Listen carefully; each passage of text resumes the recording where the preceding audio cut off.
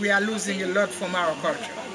And Haiti, because of its isolation after the independence, we were able to preserve our culture. What I mean by that, if you go to Dominican Republic or to Puerto Rico, for example, it's basically the same thing, the same culture. If you go to Jamaica, to Trinidad, or to Barbados, it's basically the same thing.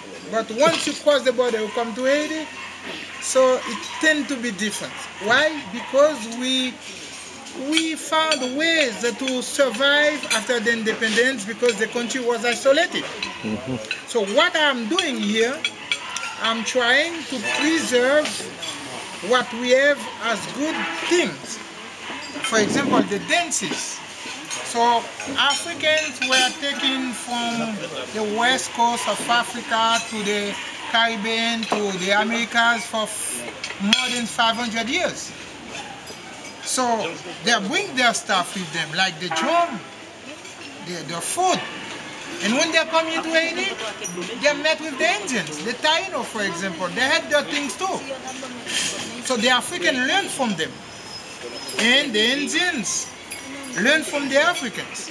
That's the kind of things we have here, which make us Haiti and Asians. So I have a lot of friends, African friends, but sometimes we talk and we have things here. We believed that everything we have in Haiti was from Africa. It's not true, because it's a mixture of culture. The Taino culture and the other tribes, and the Africans. So the synthesis is Asian. So what we try to do here, we try to preserve as much as we can. That's why we organize dances, we organize tirekot. For example, the kids in Haiti don't know what tirekot is. It's like a kind of storytelling. So, but at the end, there is a lesson, there is a moral lesson, what to do in life, what not to do. For example, at the end, I can tell you, you see, it's not good to steal. You see, it's not good to kill. So that's the kind of content. So how we do it? We invite all men in the community. So they have a lot of content in their mind, and they keep telling it to the kids. And the things pass on from generation to generation. But now we are losing it. I think in this community, I'm the one doing the same thing, tirekot. But I wish there could have a cultural center in every town in Haiti, so that we can preserve not only our history, but our culture. We have similar things in the States as well. We call them cultural centers as well. Like at my university, it's a predominantly white institution, Caucasian American. And we have like a black cultural center on the center of our campus. The building is actually in the shape of Africa.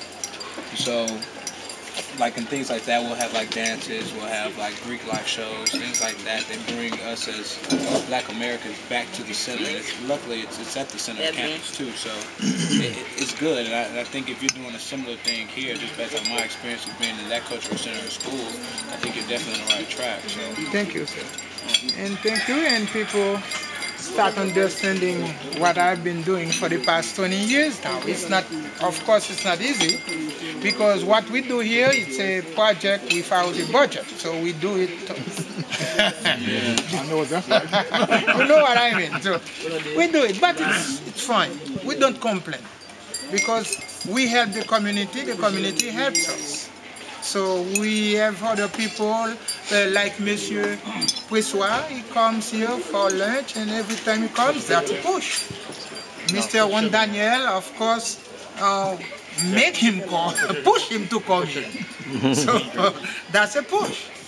That's the way we expect people to help us. So by, buying services from us. It tastes like it's straight. So, and you know what I mean? as for Mr. Daniel, Juan Daniel, I used to listen to him in WBI.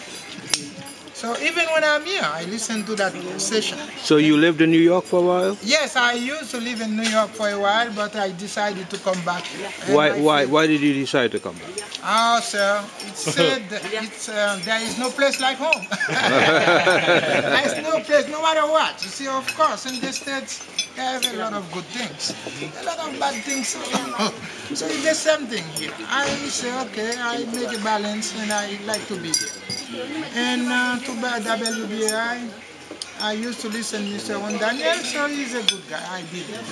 So that's why even when I'm here, I keep listening to him. So, and he decided to choose Haiti, to help Haiti his way, the way he can. And I think that helps. And I think it works. Because he keeps coming back for the past 10 years now. I don't know if I'm more than that. More than that? Yeah. So I think that's a good thing. And also, as a guy, I have to tell you the truth, I'm so glad. Because for so many years, I was guiding only Caucasian people, most 99% of the time, no black Americans, very, very few. But now, more and more are coming, and I'm so glad to see, because Haiti has to be seen by black Americans. Because the history, our history is not only Asian history, it's universal history. Because when Dessalines broke the chain of slavery, he did not do it. He did not want to do it only for Asian people. He wished at least he could do it for the rest of the world. Because you have to remember when Simon Bolivar came here for help, he went the country, he found the country divided, the kingdom of the north and the republic in the south. Both of them gave Simon Bolivar help. He went first to Pétion. Pétion gave him men, money, food, and boat. And Christophe did the same here. The only thing they asked in return, please, abolish slavery no matter where we go. Because we can't go out, we can't go there. We have things to do here. We have to wait for the French. And they were building, the country was being built. But at least they gave help to Simon Bolivar in order to abolish slavery, to free the slaves. So that's the kind of contribution Haiti gave to the world. And I understand that Mr. Juan Daniel, once I was invited at Harlem